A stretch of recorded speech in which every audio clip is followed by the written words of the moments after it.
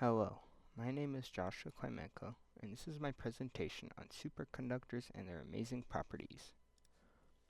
Let's move on to the next slide. So, here's my table of contents. This is what I'm going to be talking about. So, we're going to go through the introduction of superconductors, their history, their types and classifications, their interesting properties, and fun facts and applications used in real life. So, what are superconductors? First, we have to look at what is a conductor. A conductor is essentially a material that allows a current to easily flow through it with little electricity resistance. Such metals known are copper and gold, and are very commonly used as conductors. Copper is mainly used in large and industrial applications as it is cheaper, while gold is used in more electrical applications because of how thin and malleable you can make it. While a conductor has extremely low internal resistance, a superconductor has absolute zero resistivity. While a conductor, once voltage stops being applied, all the current stops moving. In a superconductor, once voltage is taken away, it continues to push current indefinitely. Now, if you already know about superconductors, they require an extremely cold temperature to work. Previously, superconductors have only been known to work in super low temperatures below 16 Kelvin. At this point, it would have taken too much energy to lower the temperature of the conductor than the return we get from it in practical applications. So, let's look at the history of superconductors now. Who discovered it initially? In 1911, Heike Kamerlingh-Onnes was messing around with the newly discovered liquid helium, which had a temperature of 4.2 Kelvin, for which he was using it as a refrigerant. He then noticed that the electrical resistance of the thing the liquid helium was touching dropped to zero, absolute zero. In fact, you could see by this little graph, as the temperatures goes down, the resistivity drops to absolute zero. Now, one World War later, in 1933, Fritz Walter Meissner and Robert Ochsenfeld found that superconductors expelled the magnetic field. This has become known as the Meissner effect. When superconducting, the magnetic field goes around the conductor. This is what it means for the magnetic field to be expelled from the conductor. The conductor only does this if the critical temperature is reached, where T equals the current temperature, or temperature above, or T is the temperature, T sub C is the critical temperature. Let's watch a video based from MIT and watch the Meissner effect in action.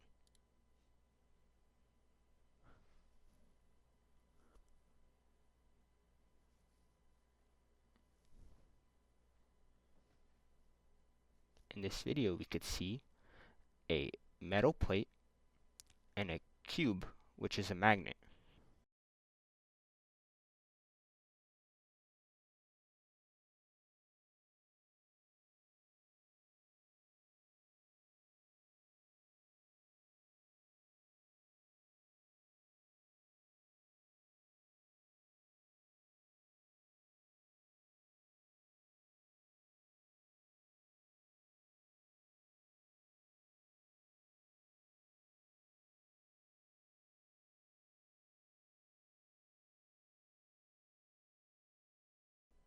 Now, one fascist uprising later, in 1935, two brothers named Heinz London and Fritz London created the London constitutive equations. These equations were used to explain the Meissner effect. As you can see, these two equations that are on the left can be used to derive into the equations that we use in our physics class today. We could see where J is the current density,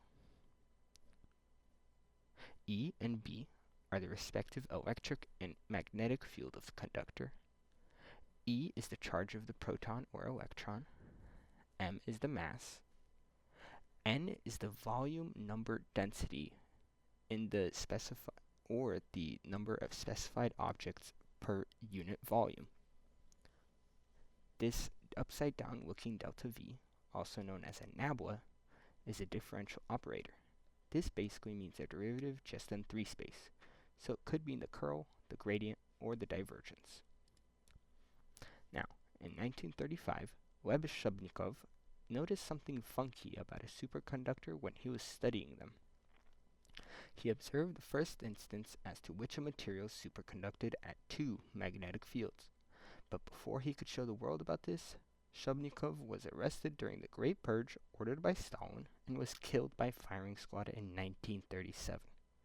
Then, one World War later, Abrikosov then picked up on his work 20 years later and finished his work and classified this as a Type 2 superconductor. So, what do the classifications of superconductors mean? Well, we have Type 1 superconductors. A Type 1 superconductor is classified when it has 1 critical temperature and 1 critical magnetic field. A critical field is the applied magnetic field to the superconductor. This was the first superconductor ever observed by Ons. A Type 2 superconductor is classified so when it has 1 critical temperature and 2 critical fields. It contains a lower maximum critical field and the other contains its upper maximum critical field. In between the lower and upper critical fields, it has a mixed state, and this state allows much more practical application use, as you could use it in an application where there needs to be a high magnetic fields. Superconductors here have only been known to work at super low temperatures below 35 Kelvin. At this point, it would have taken too much energy and money to lower the temperature of the conductor than the return we get from it in practical applications. So this is a low temperature superconductor, which operates at less than 77 degrees Kelvin, or just 77 Kelvin. It costs about $1,500 to get 1 kilogram of lead to 7 Kelvin, enough to get it to superconduct using liquid helium. Now, with high temperature superconductors, after one moon landing later, in 1986, scientists at IBM discovered that a material, yttrium barium copper oxide, or YBCO for short, was superconductive at 93 Kelvin. This was the first time a material has become superconductive above 77 Kelvin, which is the boiling point of liquid nitrogen. This led to a new type of superconductor, a high temperature superconductor. This time, it would cost around 50 cents to make this material superconduct, about a kilogram worth. Now, scientists have been making steady progress to find superconductors that are closer and closer to room temperature. The closer and closer we get to room temperature, we could utilize them more in practical situations and not just the lab. As we could see, from the very left, we have the YBCO. Then we have the MbCCO, which stands for Merium, Barium, Calcium, Copper, and Oxygen. Then in 2008, we have the first iron-based superconductor, samarium, oxygen, fluorine, iron, arsenide. Then from there on, we have some more. Now, let's look at the applications about superconductors. Using this new technology and this interesting discovery, we could start to apply this to new technologies. MRI machines rely on magnets for their operation, so superconductors provide more stability to the machine, which improves the MRI image quality.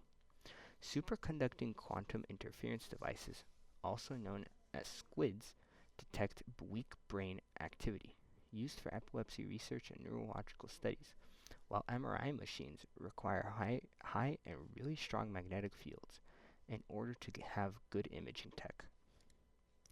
Now, let's look at transportation applications. In China, they have a thing called a maglev train. This is where the superconductors create a strong repelling magnetic field for frictionless travel. You could see this in Shanghai, the Shanghai maglev, which has a speed of 431 kilometers per hour, or in Japan, they have the SC maglev, which has a 603 kilometer per hour speed. You can also see superconductors in motors and generators, which can be used in electric ships, aircraft, and future high-speed transport systems. We also have energy applications. And you can carry huge currents with zero energy loss. And you could use this in power grids to improve efficiency and capacity. As we could see, the SMES, or the superconducting magnetic energy storage, stores electricity without energy loss. This helps stabilize power grids during demanding power spikes. You could also use this in fusion energy. Superconducting magnets control plasma and fusion reactors. Helps in the quest for clean, limitless energy. And we could see over here on the very left, CERN uses superconductors as well. They need a crap ton of power for that stuff. Now, let's look at electronic and computing applications. We could see that superconductors are quite useful in quantum computers. Quantum bits in superconducting circuits enable ultra-fast computing. These are used by Google, IBM, and other companies in quantum research. They can also be used in scientific detectors, such as in astronomy, medical imaging, and particle physics for ultrasensitive detection. They also can be used for military applications. Superconductors could power high-speed projectile launchers. And then they also could power advanced radar and detection systems. Superconducting circuits improve stealth detection and signal processing. Now, superconductors have quantum effects. If you take two superconductors, then separate them with an insulator, like a sandwich, it is possible for the current on one superconductor to jump onto the other, even with an insulator in between.